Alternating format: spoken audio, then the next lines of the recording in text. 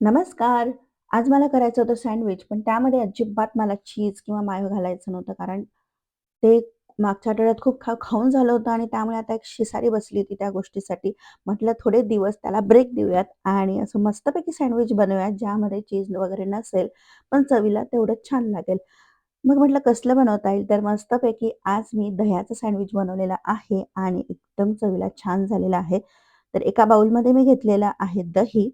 साधारण 3 चमचे आहे हे आणि हे काय करायचं, एकतर तुमच्याकडे हंक कर्ड असेल तर ते घ्यायचं, नाहीतर मग नॉर्मल दह्याचंच आपण जसं पाणी काढतो श्रीखंडासाठी वगैरे त्याप्रमाणे त्याचं पाणी काढून घ्यायचं थोडंफार, जेवढं जमेल तेवढं आणि अ, ते घ्यायचं आहे. म्हणजे कसं जास्त ते पातळ होणार नाही म्हणून. त्यामध्ये आता मी घालणार आहे काही भाज्या. तुमच्या आवडीनुसार घालायच्या आहेत, पण मी इथे घालत आहे बारीक चिरलेला कांदा, बारीक चिरलेली सिमला मिरची. इथे माझ्याकडे 2 प्रकारच्या सिमला मिरची आहे, त्या मी घालत आहे. त्यानंतर घातलेला आहे किसलेला गाजर, बारीक चिरलेली हिरवी मिरची होतं असं कधी-कधी आणि कोथिंबीर. कोथिंबीर सुद्धा बारीक चिरून घ्यायची आहे. यामध्ये घालणार आहे मिरी पावडर आणि चवीनुसार घालायचं आहे मीठ. आता हे सगळं जिन्नस एकत्र करायचं आहे. म्हणजे ज्या भाज्या, दही आहे ते मिक्स होतील आणि आपण त्याचे छान झटपट सँडविच करून घेणार आहोत. तर आता इकडे मी ब्रेड घेतलेला आहे. ब्रेडच्या 2 स्लाइस घेतलेल्या आहेत आणि त्याची जी बॉर्डर आहे ती काढलेली आहे. कापून घेतली आणि त्यावर मस्तपैकी हे जे आपण मिश्रण बनवलेलं आहे ते पसरवून घेणार आहे. तुम्हाला हवं तर तुम्ही यावर चटणीसुद्धा लावू शकतात. पण मी आज म्हटलं असं झटपट बनवूयात.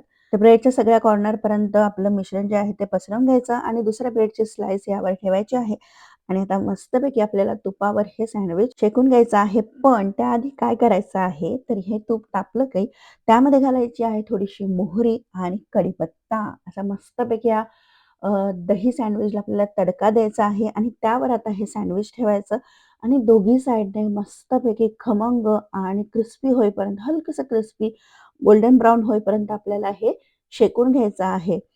ह्याची जी चव आहे ह्या तडक्याची इतकी मस्त लागते म्हणजे बाहेरून असा खमंग मोहरी आणि कढीपत्त्याचा तडका आणि आतून मस्तपैकी घट्टसर दह्याचं आपण जे मिश्रण लावलेलं आहे ते. त्यामुळे ह्या सँडविचची चव इतकी छान लागते, की ह्यामध्ये कळतच नाही, की आपण मायो नाही घातलंय, चीज नाही घातलंय, काही गरज वाटत नाही. कारण इतकी छान चव आली ती याची.